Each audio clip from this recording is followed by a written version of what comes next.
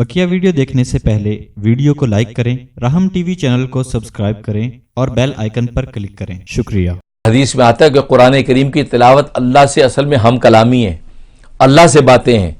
تو رمضان کے مہینے میں تو اللہ سے باتیں کرنے کا موقع مل گیا، اور اللہ تبارک و تعالیٰ آسمانی دنیا تک اجلال فرما چکے ہیں۔ شب رات کی رات، شب برات میں اللہ تبارک و تعالیٰ آسمانی دنیا پہ تشریف اجلال فرماتے ہیں۔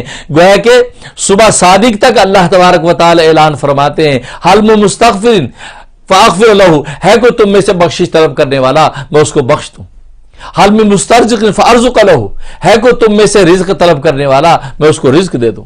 حل من مبتلا فوافیہ، ہے کوئی کسی مصیبت مبتلا میں اس کو عافیت دے دوں۔ الا قضا الا قضا، گویا کہ زندگی کی ساری ضرورتوں کا نام لے لے کر اللہ تبارک و تعالی اعلان فرماتے ہیں۔ غروب آفتاب سے طلوع فجر تک اللہ یہ اعلان کرتے ہیں شب برات میں۔ اور رمضان کے مہینے کو اللہ تبارک و تعالی نے یہ فضیلت عطا کی کہ جیسے رمضان کا چاند نظر آتا ہے تو اللہ تبارک و تعالی اجلال فرماتے ہیں آسمانی دنیا پر، اور دن رات اللہ تبارک و تعالی یہ اعلان فرماتے ہیں، پورے رمضان کے مہینے تک یہ اعلان ہوتا رہتا ہے۔ اس لیے ناظرین اندازہ کیجئے، اللہ کی رحمت جھولی پھیلائے ہوئی ہے، جتنا چاہے وہاں سے لوٹ لو، جتنا چاہے اٹھا لو۔ اللہ اعلان کر رہے ہیں دن میں بھی رات میں بھی، دن رات رمضان کے دن رات برابر ہیں، دن میں بھی اعلان ہو رہا ہے کوئی تم میں سے مانگنے والا میں اس کو دوں، آپ مانگیے۔ اور قرآن کریم کی تلاوت یہ تو اللہ تبارک و تعالی سے ہم کلامی ہے، جو بادشاہ سے باتیں کر رہا ہے، تو کیا بادشاہ اس کی ضرورتیں پوری نہیں کریں گے؟